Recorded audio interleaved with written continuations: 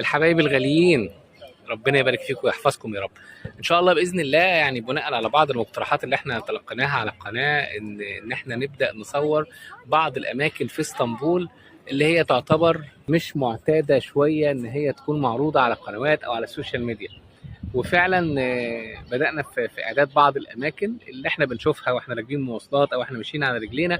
فانتظروا بقى مجموعه من الفيديوهات ان شاء الله باذن الله هتعجبكم جدا جدا جدا، وهتشوفوا فيها اسطنبول بشكل مختلف. هتشوفوا اماكن ناس كتير جدا حتى من اللي بيجوا يزوروا اسطنبول ما بيشوفوهاش، فهم كمان هيشوفوها وهيشوفوها لاول مره.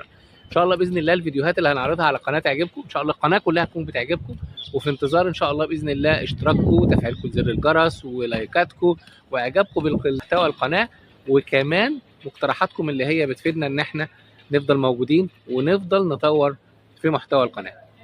دمتم سالمين.